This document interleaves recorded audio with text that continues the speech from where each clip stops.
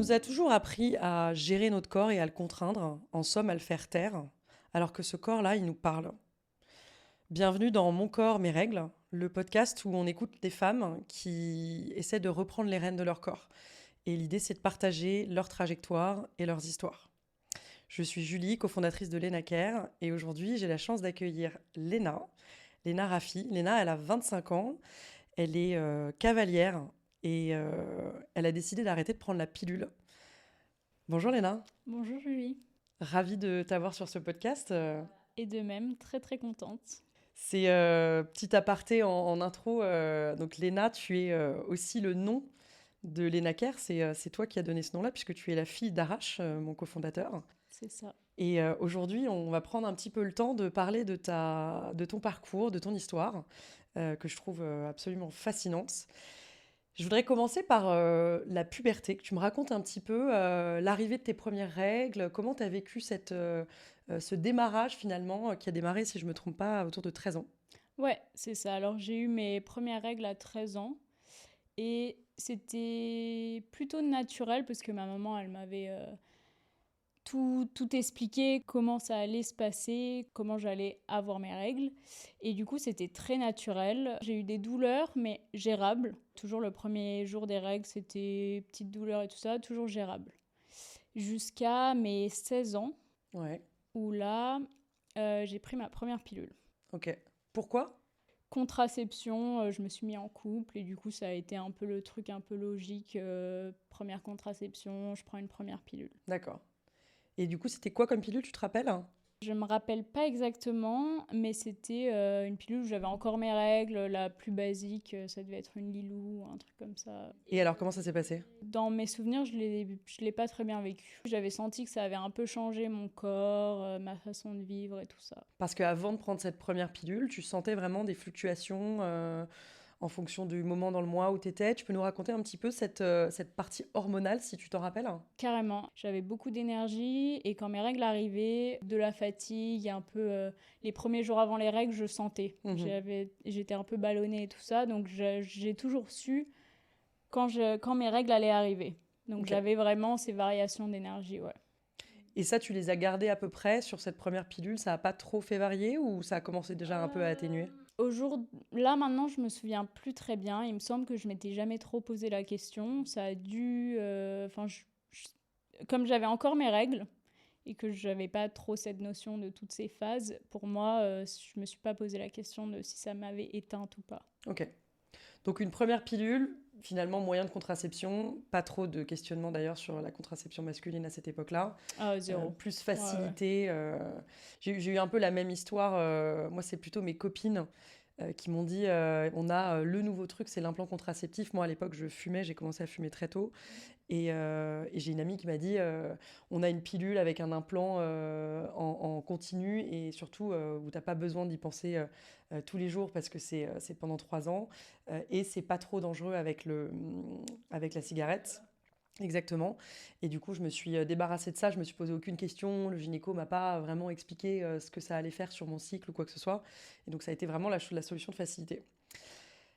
Du coup, quand est-ce que tu t'es mis au niveau après en sport et que tu t'es lancé dans l'équitation? J'ai commencé à faire beaucoup de compétitions de cheval, beaucoup de ski et tout ça.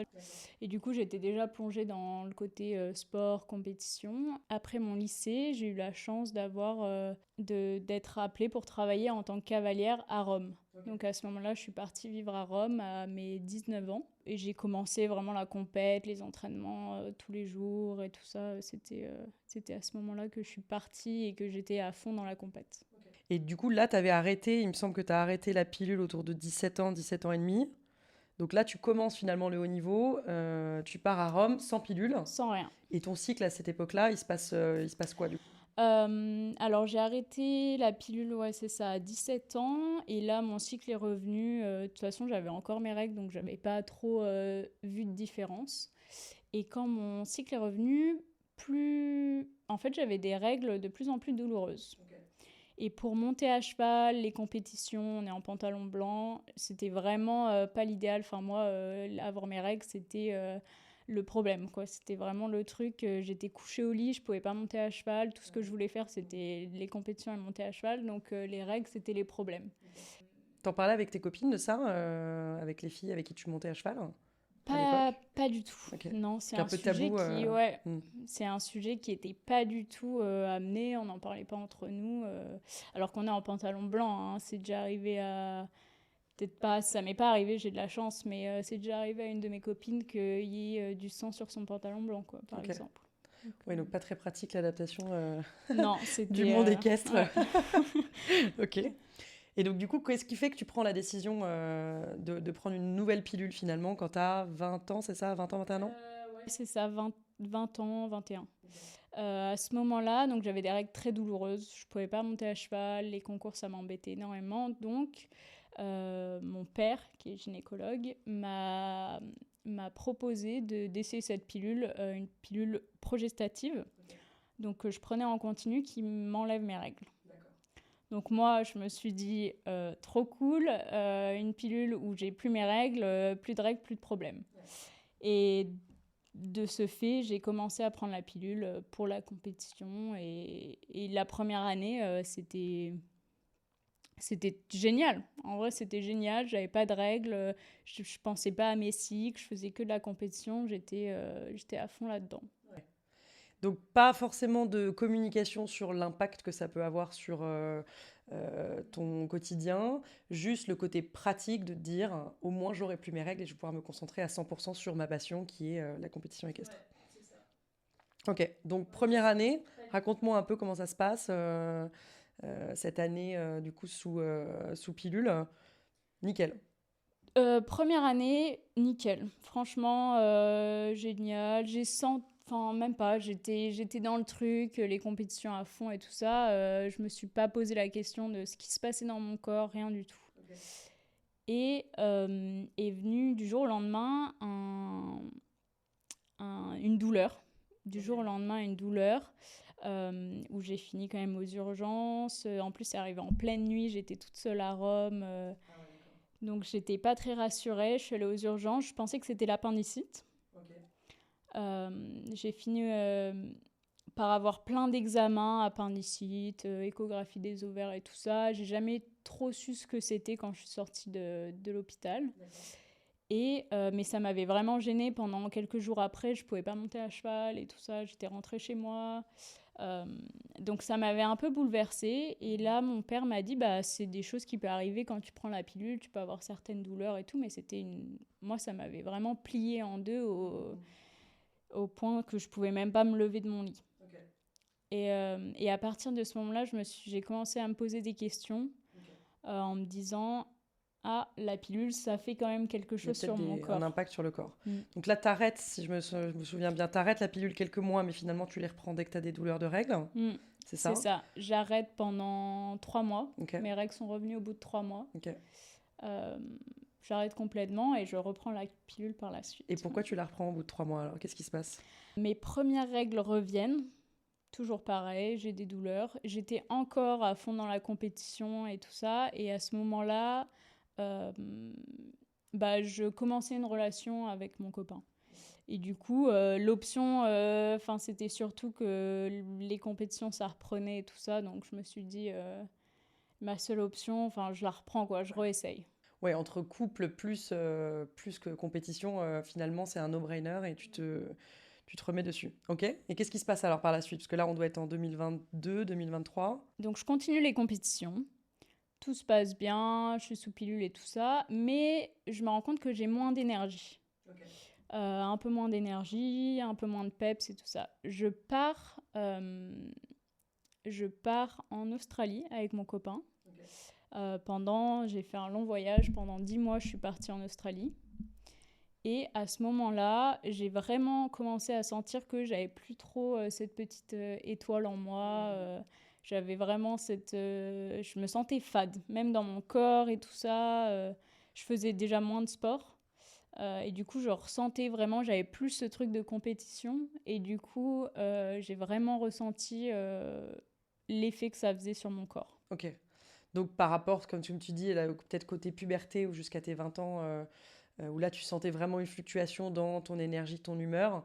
Là finalement tu te rends compte que c'était assez flat, un peu comme une année où il n'y a pas vraiment de saison dans l'année, quoi. C'est un peu ça? Ouais, complètement. Mm. Complètement. Moi, I can relate. Parce que ayant été sous implant pendant 6 ans, moi aussi j'ai eu ce même constat-là et c'est ce qui m'a poussée à arrêter la pilule à l'époque. Donc je comprends très bien. Et donc du coup, qu'est-ce qui t'amène à qu'est-ce qui continue un peu l'histoire après avoir pris conscience de ça? Je suis rentrée en France. On a eu.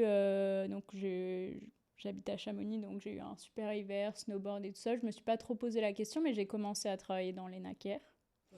Et donc là, j'étais un peu confrontée à la santé de la femme en général, à créer du contenu, à me renseigner un peu sur la chose. Donc du coup, tu fais des articles sur la phase folliculaire, la phase lutéale, les œstrogènes et la progestérone, mais toi, tu ressens pas du tout ça dans ton corps. Complètement. Ok.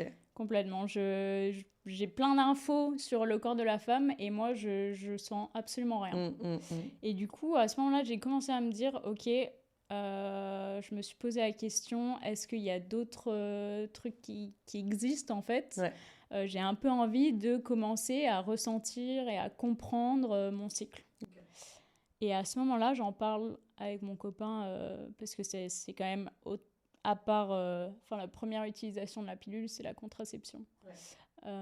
Du coup, j'en parle pas mal. On parle un peu de comment ça se passe si j'arrête la pilule. Et là, vous avez un peu des discussions sur la contraception masculine?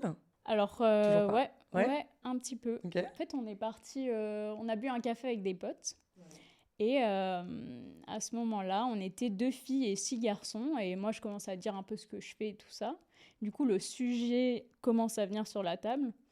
Et là, la moitié des gars qui étaient à la table, ils avaient déjà essayé des contraceptions pour hommes. C'est vrai? Ouais. Ok. Carrément. Tu peux m'en dire un peu plus? De quel type Du coup, il y avait l'anneau. Ouais. L'anneau pour les testicules. Et du coup, il nous disait qu'en vrai, c'était... Enfin, il en parlait vraiment positivement. Ok. Bon, ça met 3 mois à être actif, à marcher. Ok. Donc, c'est le process, c'est quand même pas... C'est pas une pilule que tu prends et ça marche. C'est pas anodin. Au bout de 7 jours, la pilule, nous, ça fonctionne. Et du coup, là, il nous expliquait une petite anecdote assez marrante, qu'il partait en randonnée, il doit le porter du coup pendant 3 mois pour que ce soit actif, pour que ça marche. Okay. Et il était en randonnée, il sautait un peu de caillou en caillou, et en fait, en sautant, le truc est tombé, l'anneau est tombé. Du coup, de son short ? De son short, il l'a même pas senti, il s'en est rendu compte en arrivant en bas. Ok. Et au final, il a dû remonter toute la rando pour aller... retrouver son anneau. Voilà. C'est quand même pas mal que du coup les hommes vivent aussi des choses que nous on vit, parce qu'entre la cup, les tampons, complètement. Il nous arrive quand même des anecdotes assez marrantes, et donc c'est sympa que les garçons essayent aussi. Ouais, je suis surprise agréablement que les hommes s'y essaient avec bonne volonté, parce que moi, ma génération, c'est vraiment no-go. Enfin, culturellement, même si ça existe, ça reste très très mal vu hyper tabou déjà de fait, mais les hommes sont très réticents à l'idée de mettre un truc eux. Et puis de mon côté, les femmes, on fait pas confiance aux hommes, donc on n'essaiera pas de le faire. Alors que je pense que si demain vous disiez avec ton copain que vous avez envie de tester, tu lui ferais confiance sur le fait d'être rigoureux dans le fait de le tester. Complètement. Ok. Complètement. Non, notre génération, on commence à en parler et j'étais moi-même assez étonnée, mais j'en entends parler autour de moi. Ouais, top. Et donc, du coup, après, à l'issue de ces discussions-là, qu'est-ce que vous décidez de faire ensemble ? On décide de suivre un cycle complètement naturel. Ok. Donc, aucune contraception ? Aucune contraception. Tout est fait avec le cycle. Là, c'est tout récent. Hein, ça date d'il y a quelques jours, l'arrêt complet de la pilule. Comment tu te sens à l'idée de cet arrêt-là ? Déjà, très contente. En vrai, d'avoir osé le faire, rien que ça. Un peu libre, le fait de ne pas avoir tout le temps une alarme ou un truc à devoir prendre tous les jours, parce que moi, je n'étais pas la plus méticuleuse là-dessus. Okay. Je l'ai oublié plusieurs fois et tout ça. Donc, le stress de l'avoir oublié, de machin. Donc, ça libère quand même vraiment énormément de poids. Autre sentiment, est-ce que t'es... Je sais pas, moi, si j'étais toi, enfin, je me rappelle de cette époque-là, mais j'étais hyper excitée à l'idée de redécouvrir un peu et de le laisser parler, mon corps, quoi. Je sais pas si tu ressens ça aussi? Ouais, alors je suis hyper excitée, j'ai envie d'apprendre sur mon corps et tout ça et de vraiment fonctionner avec. Mais il y a ce côté ravoir mes règles, Ouais, donc ravoir des les douleurs, douleurs. un peu l'appréhension de j'ai pas envie. En fait, j'avais pris la pilule de base pour pas que une journée où j'ai mes règles, une journée qui peut se passer super bien, je sois pliée au lit, quoi. Ouais. Enfin, dans l'idée, c'est plutôt ouais, l'appréhension des règles. Et est-ce que tu penses que justement ce côté saisonnal, la saisonnalité de ton cycle avec ce côté pic d'énergie et un côté plus peut-être au moment des règles où justement le fait d'avoir des douleurs qui peuvent être en plus gérées et mieux accompagnées en fonction de tout ce que tu peux faire comme pratique, est-ce que ça compense pas finalement ce petit moment de douleur? Bah, je pense, moi, j'ai tellement hâte de retrouver un peu ma petite étoile, ma petite Mm. énergie. Donc, je pense que j'espère que ça va compenser. Et surtout, j'imagine et je crois au fait que si tu prends soin de ton corps en fonction de tes phases et tout ça, tes règles, peut-être qu'elle se passera mieux.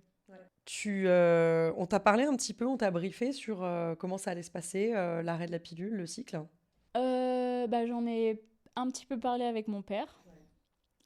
Sur le fait de combien de temps ça prendrait, niveau contraception sur un cycle naturel, comment ça se passe et tout ça. Donc on en a un petit peu parlé.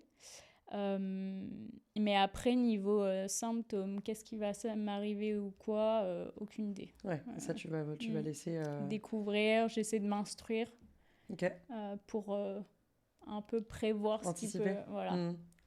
Et tu penses que en ayant discuté avec ton père, si il avait pu faire les choses différemment à l'époque où il t'a mis sous pilule progestative, il l'aurait fait? Vous en avez parlé un peu de ça tous les deux? Je pense, ouais, Ouais. ouais, complètement. S'il connaissait cette solution, ou même s'il y avait d'autres choses qui existaient, ouais, ouais, complètement. Il m'aurait dirigé par quelque chose de plus naturel et qui me conviendrait mieux. Ouais. Ok. Et aujourd'hui, toutes ces choses-là, vous en parlez un petit peu avec tes amis ou est-ce que c'est comme ma génération où c'était complètement tabou?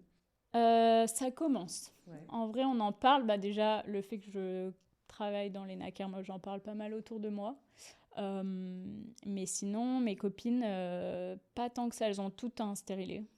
Ok. Principalement tout un stérilé. Donc c'est quand même très... ça a été premier rendez-vous, t'as un copain, ok, stérilé, hop. Et moi j'étais un peu celle qui... J'ai pas envie d'avoir un stérilé, j'avais pas envie, Mm. c'était pas dans mes principes ou quoi.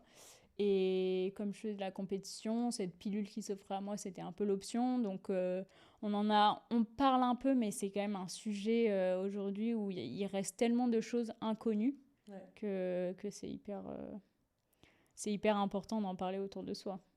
Bah ouais, c'est clair. En tout cas, je me rappelle d'avoir fait cette même démarche que toi à l'époque, plus tard. Je devais avoir 28 ou 29 ans, donc je me suis dit, j'en ai marre de pas sentir mes cycles, de pas sentir mon corps, et j'ai envie de savoir un petit peu ce que ça me fait. Et donc, je pourrais pas me rappeler exactement le retour du cycle, comment ça s'est passé, mais je sais que j'ai retrouvé une énergie que j'avais plus. Donc, je trouve la démarche vraiment chouette. Est-ce que tu as des choses sur lesquelles tu as lu, des tips, comment tu t'es préparé aujourd'hui, là, à ce retour? Alors c'est tout récent, donc j'ai envie de mettre en place des choses qui sont généraux au corps, mais qui vont m'aider plus tard pour être en phase avec mon cycle. Ok. Et par exemple, un petit tips que j'ai, c'est pour le moment, j'essaie de voir ce que ça me fait quand je commence ma journée avec du salé Ok. plutôt que du sucré. C'est plein de petits trucs comme ça, mais j'en cherche, donc je suis très preneuse si t'as des tips à partager.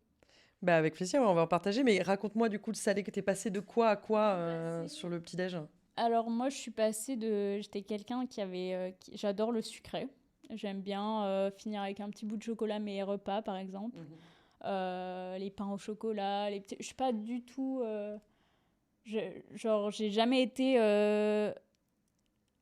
sur l'alimentation à fond, qu'est-ce qu'il faut manger, qu'est-ce qui est bon, qu'est-ce qui est pas bon. Non, j'ai toujours suivi un peu ce que j'aimais, ce que j'aimais pas et tout ça. Et sauf que j'ai lu dans un article que en fait commencer avec du salé, ça allait garder ton énergie toute la journée ou au moins jusqu'au déjeuner. Okay. Parce que moi, ce qui se passait en fait quand je mangeais du sucré le matin, c'est que après le déjeuner, direct coup de barre. Coup de barre où je pouvais m'endormir et je déteste faire des siestes. Okay. Du coup, c'était vraiment pas l'idéal et j'ai commencé à mettre ça en place, essayer de manger du salé le matin et ce que mon copain fait beaucoup aussi. Naturellement, il préfère le salé. Je pense que lui, il est plus salé que moi. Mais et du coup, j'ai mis ça en place et je me rends compte que voilà, quand je mange le matin du salé, bah, j'arrive à tenir ma journée, je me sens plus en forme, plus énergique. Ta fluctuation d'énergie, elle est plus stable, quoi. T'as moins le crash finalement après le pic de glycémie quand tu commences par du sucré. Ouais, c'est ça. Ok. Tu me demandais des tips tout à l'heure. J'ai fait aussi comme toi le petit déj salé, ça change un petit peu. J'essaie de pratiquer moi aussi l'écoute du corps sur notamment la notion de faim. Plutôt que de manger 3 repas par jour à heure fixe, j'essaye de m'écouter et de manger quand j'ai faim. Et du coup, souvent, moi, mon petit-déj, je vais le prendre plutôt vers 9h30, 10h, en deuxième partie de matinée, en faisant un break, quand je sens que j'ai une petite baisse d'énergie. J'essaie de surtout pas boire de café. Je sais que toi, t'en bois pas après le déjeuner. Ouais, parce qu'en fait, le matin, au réveil, ton corps, il produit naturellement de la cortisol qui indique au corps que c'est l'heure de se réveiller et donc il lui donne cette indication-là que fait de la caféine aussi. Donc, pas trop d'intérêt de rajouter de la caféine à ce moment-là, même c'est presque contre-productif parce que si tu prends un café, le corps, il comprend qu'il n'a pas besoin de sécréter autant de cortisol et donc il en produit de moins en moins. Donc, le premier café, vaut mieux éviter dans les 2 premières heures, 1h30 après le réveil. En revanche, après, je me fais comme toi un petit déj salé. L'ordre des aliments, il est hyper important aussi. Chaque repas, j'essaie toujours de commencer par des fibres parce que ça va tapisser ton estomac et ça va permettre de mieux décomposer ensuite les aliments, notamment les protéines et les glucides. Donc je fais toujours fibres, donc des légumes, et ensuite les protéines, et enfin les glucides et le sucre en tout dernier. En plus de ça, l'avantage, c'est que tu es quasiment rempli au moment où tu commences les glucides ou le sucre, et donc tu manges moins en quantité naturellement de ces produits-là, qui sont très bons pour le corps, mais à consommer avec modération. Après, sur le retour des règles, je pense que tu vas forcément ressentir des douleurs. Je pense que c'est aussi le fait de le savoir, hein, de l'appréhender, qui aide. Et ton corps, quand tu es en phase menstruelle, il est naturellement dans une phase de protection où tu as envie de ne pas être en train de faire de la compétition de sport. Donc forcément, c'est pas compatible avec quelqu'un qui fait du sport en compète tous les jours. Mais si tu le sais et que tu peux l'anticiper et que tu peux organiser ton cycle autour de ça pour être sûr d'avoir l'opportunité d'être à la maison tranquille, évidemment d'avoir un aménagement de ton temps de travail, c'est le Graal, hein, ultime. Hein. Je rêve d'une société où on aura un congé menstruel et où le premier jour des règles, on pourra juste être chez nous, soit en télétravail, soit ne pas travailler. Et puis forcément, pouvoir bosser beaucoup plus quand tu es en phase folliculaire et où là, tu as ton pic d'œstrogène avec l'ovulation et où tu as une énergie de dingue et tu peux abattre 2 fois plus de boulot qu'en phase lutéale ou menstruelle. Ce serait incroyable. On y croit, hein. Moi, je pense qu'on peut faire évoluer ça. Ouais. Est-ce que tu as un conseil à donner à des femmes qui aujourd'hui ont soit un peu plus jeunes, soit qui n'ont jamais pris la pilule, soit qui sont dans une phase où elles se posent la question de leur corps, soit pour les convaincre de le faire, ou en tout cas des conseils à leur donner sur cette appréhension de cette phase-là? La première chose, je pense, c'est juste apprendre à s'écouter. Juste à commencer à se rendre compte qu'on a des symptômes, que notre corps, il nous parle, il nous dit quelque chose quand il est fatigué, quand il a de l'énergie et tout ça. Ça, c'est vraiment... moi, j'essaye, et j'ai essayé un peu quand j'étais sous pilule, mais je sentais rien. Mais de vraiment essayer de comprendre, et pas de comprendre, mais plus de me rendre compte de mes symptômes. Et après ça, de s'éduquer, d'écouter plein de podcasts et tout, c'est incroyable. Enfin, ça t'ouvre plein de portes. Moi, je savais même pas que je pouvais être en couple sans contraception. Okay. Alors que notre cycle naturel, ça peut être un moyen de contraception une fois que tu connais ton cycle. Ouais. C'est incroyable quand on y pense. C'est quand même génial que la femme, elle puisse vivre avec son cycle naturel. C'est clair. Moi, j'ai pas cette chance-là parce que j'ai un SOPK, mais ça touche qu'une femme sur 8, une femme sur 10 qui fait des cycles irréguliers où c'est un peu plus compliqué de savoir C'est- quand tu ovules. Ouais, c'est ça. Mais Faut avoir c'est sûr que pour la plupart des femmes, on est quand même sous un cycle plutôt très régulier. Euh, J'allais dire, est-ce que tu as une appli pour traquer? Comment tu peux nous parler rapidement en 2 mots de l'ENACare et de ce que l'appli elle peut aider à faire dans un cas comme le tien? Ouais, tout à fait. Bah, déjà, traquer mon cycle. Donc, savoir dans quelle phase je suis, ça va être hyper important pour la contraception, mais aussi pour mon énergie, tout ce que je veux mettre en place, l'alimentation, le sport aussi en fonction des phases et tout ça. Vraiment arriver à utiliser mon cycle comme un outil et comme bah, mon corps, quoi. Et après, il y a tout ce qui est fertilité. Donc, j'ai 25 ans. Si je veux avoir des enfants, j'ai envie d'avoir une bonne fertilité et de la garder surtout le plus longtemps possible. Et du coup, il y a des questionnaires sur la fertilité qui est hyper intéressant pour se rendre compte de qu'est-ce qu'on peut mettre en place, qu'est-ce qu'il faut améliorer ou qu'est-ce qui touche juste notre fertilité parce qu'aujourd'hui, on n'est pas forcément au courant des facteurs, que ce soit extérieurs ou autres, mais on n'est vraiment pas au courant de ce qui touche le corps de la femme. Donc c'est hyper complémentaire. Ça, c'est sûr, hein. Moi, je ne me rendais pas compte, par exemple, de l'impact du tabac sur ma fertilité. Sur les paquets de cigarettes, ils écrivent qu'on peut avoir des cancers du poumon et c'est difficile de se projeter 20-30 ans en avant sur ces démarches-là, mais si j'avais su que ça pouvait affecter ma fertilité, je pense que j'aurais arrêté de fumer bien avant. Euh, Merci beaucoup, Léna. C'était super chouette de t'accueillir. Est-ce que tu as un petit mot de la fin que tu voudrais dire Essayez d'écouter votre corps, prenez-en soin parce que c'est important et c'est avec quoi on vit tous les jours. Donc plus on l'écoute, plus on vit mieux, j'ai envie de dire. C'est clair. Bah, merci à toi. Merci beaucoup, Léna. Merci.